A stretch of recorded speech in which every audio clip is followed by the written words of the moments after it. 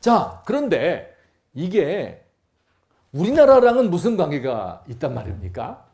그걸 설명드려야죠. 지금 미국 공부하려고 여기 온 거 아니잖아요. 우리나라 기독교가 중요하잖아요. 근데 놀라운 것은요, 우리나라도 크리스텐덤 기독교 국가였던 적이 없지요. 그렇죠? 제일 기독교 인구가 많았을 때가 아까 2011년이라 그랬잖아요. 856만 명. 약 아무리 많이 잡아도 20% 정도. 뭐 좀 뻥튀기 하면 25% 정도가 기독교인이에요. 이렇게 해서는 기독교 국가라고 말하기가 힘들죠. 기독교가 뭐 대통령이 다 기독교인이었습니까? 아니면 기독교가 뭘 좌우하는 게 있어요? 기독교 국가가 아니었어요. 그런데 역사적으로 한순간 1945년 해방 후부터 1980년대 초반까지 요 한 40년 정도 요 기간을 제가 이름 붙인 거예요. 유사 크리스텐덤이다. 유사라는 게 뭐예요? 비슷한데 아닌 거지 뭐. 그죠? 크리스텐덤이 아닌데 크리스텐덤처럼 생각하는 요거 유사 크리스텐덤의 시대를 지났던 거예요.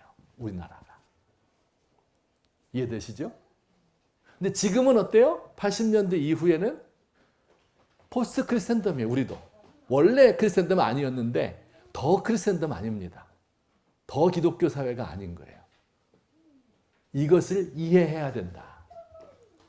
근데 우리나라의 기독교가 아까 해방 후부터 1980년대 초반까지 70년대 마지막까지가 워낙 기독교가 부흥성장하고 막 사회의 모든 걸 다 잡고 흔들고 앞서 나가고 막 이랬기 때문에 그때 당시에 예수 믿었던 사람들, 그때 당시에 신학교육을 받았던 사람들, 이분들은 그때가 좋은 거예요.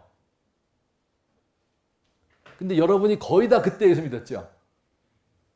그렇죠? 그러니까 그때를 생각하는 거예요. 그게 그래서 지금도 계속됐으면 좋겠다. 이런 마음을 가지고 있는 거죠. 세상이 바뀌었는데 세상 바뀐 것을 모르는 거죠. 이것이 제일 큰 문제다 하는 것을 제가 말씀드리고 싶은 거예요. 바뀌었으니까 바뀐 데 적응을 해야 된다 하는 것을 다음 토요일과 그 다음 토요일에 여러분께 말씀을 드리겠습니다. 자, 그러면 이제 좀 본론으로 들어가서 어떻게 우리나라가 기독교 국가가 아닌데 옛날부터 우리 유교 국가예요? 불교 국가예요? 그렇죠? 동양이잖아요. 기독교랑 관계가 없었는데 어떻게 해서 짧은 기간이지만 그 기간 동안 기독교가 이렇게 융성하고 우리 사회를 앞장서 갈 수 있었는가 하는 것을 잠깐 역사를 돌아보는 시간입니다. 1, 2, 3으로 제가 나누었잖아요. 그래서 크리스텐덤 이전에 이때는 뭐랄까요? 크리스텐덤을 예비하는 프리 크리스텐덤, 유사 크리스텐덤의 초석을 놓는 시간이었습니다. 여러분 보시면요. 구한말 일제강점기 처음에 그때 기독교가 들어왔잖아요. 1885년에 들어왔습니다. 그때 우리나라가 이루어야 되는 두 개의 큰 과제가 있었어요. 그 첫 번째가 반봉건, 두 번째가 반외세예요. 반봉건이라는 것은 뭡니까? 옛날 농촌사회, 고리타분한 시대에 이거를 개혁해야 되는 게 이제 우리의 조선시대에서 벗어나야 되는 거예요. 이게 우리 사회가 당면한 중요한 문제였고, 또 하나는 일제를 비롯한 온 세계 나라의 침략을 받았잖아요. 러시아라든지 중국이라든지 혹은 또 네덜란드라든지 뭐 프랑스라든지 모든 세계, 영국 이런 나라들의 미국 이런 나라의 침략을 받았거든요. 구한말 그때 이들로부터 독립을 지켜야 되는 이런 두 가지의 큰 과제를 안고 있었어요. 여러분 사회마다 세상 우리 변화가 됐잖아요. 한국 사회가 그때마다 과제가 있어요. 과제가 어떨 때는 반봉건 반외세였고요. 어떨 때는 일제청산이었고요. 어떨 때는 민주화였고요. 지금 우리의 과제는 뭔가 같아요. 지금 우리나라의 과제 뭐 몇 가지가 있겠죠. 기후 위기에 대응, 양극화 해소 이런 게 우리의 과제잖아요. 그죠? 이런 과제들이 있었는데 그 과제가 반봉건 반외세였는데 반봉건에 앞장선 게 기독교였어요. 네. 왜냐하면 기독교 선교사님들이 와서 한 일이 뭐예요? 근대 교육을 일으켰거든요. 아무도 서당에서 그때 교육받았을 때예요. 그런데 서양 선교사님들이 학교를 세웠어요. 배제학당, 이화학당 이런 학교를 세워서 근대 교육을 시작했습니다. 교육이 중요하잖아요. 또 병원을 시작했잖아요. 그래서 이전에는 침 놓고 뭐 이렇게 한방에 의존했었는데 이제는 외과 수술 뭐 이런 거, 이 페니실린, 약품 이런 걸 통해서 질병을 통제할 수 있게 된 거예요. 평균 연령이 옛날에는 30세, 40세였어요. 평균 연령이. 근데 평균 연령이 갑자기 높아지게 되었죠. 의학 때문에. 고통받지 않고 살 수 있게 되었습니다. 신분차별. 조선시대 때 4개의 신분이 있었잖아요. 양반이 있고 중인이 있고 상민이 있고 천민이 있고 이랬는데 이것을 완전히 바꿔놓는데 모든 인간이 평등하다 하는 것을 설파한 게 제일 먼저 설파한 사람들이 천도교 동학 사람이었고 그 동학 농민혁명이 중요하죠. 한국 역사에서. 그리고 곧이어서 기독교인들이 이것을 주장했습니다. 신분차별 철폐했어요. 그리고 한글을 보급했습니다. 옛날에 한글이 아녀자들의 글이라 해서 한자로 이렇게 통용을 했는데 한글 보급해서 한글로 우리가 지금 다 통용돼서 문맹률이 낮아지는 이런 역할을 했는데 이 모든 역할을 할 때 가장 앞장섰던 사람들이 바로 선교사님들과 우리의 기독교 선각자들입니다. 두 번째 그때 당시에 이제 그 과제가 반외세라 그랬잖아요. 그래서 의열단 운동 이건 이제 폭탄 투척하고 뭐 이 총독을 암살하고 뭐 이런 거잖아요. 의열단, 유관순 열사, 뭐 의사, 열사 이런 분들 중에 대다수가 기독교인들이었습니다. 안중근 의사는 가톨릭 교인이었고요. 그리고 윤봉길 의사는 이제 교육 없었습니다. 그냥 유교적인 배경을 가지고 있었고 그 외에 이제 여러 이봉창 의사라든지 이제 이런 분들 뭐 대표적인 분이 이제 유관순 열사, 이준 열사 이런 분들은 다 기독교인들이었습니다. 농촌운동, 엘리트 공부 아까 근대 교육 받은 사람들 있잖아요. 이들이 농촌 사회 1920년대, 30년대 농촌 사회에 들어가서 야학을 하고 농사법을 가르치고 해서 이 농촌을 살리는 운동을 했습니다. 또 저항문학 윤동주 대표적인 분이죠.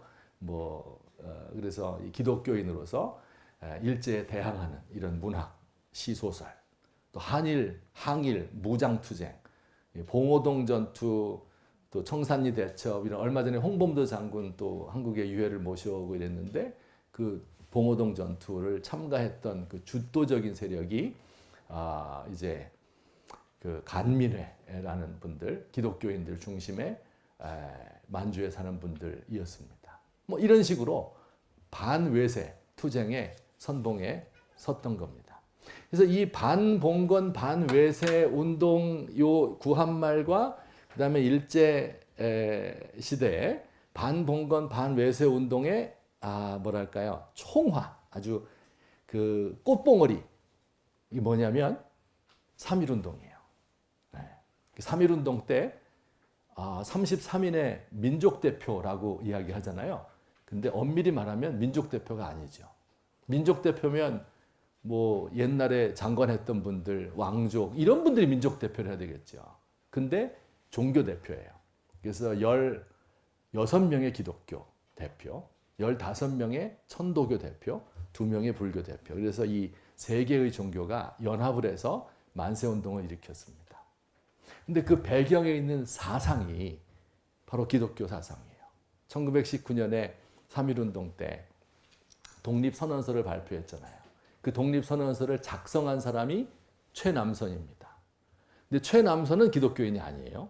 그런데 그가 작성할 때 기독교인들과 많은 대화를 통해서 작성한 거예요. 그래서 천도교 사람들은 동학혁명은 아주 무장 봉기를 중요하게 생각했거든요.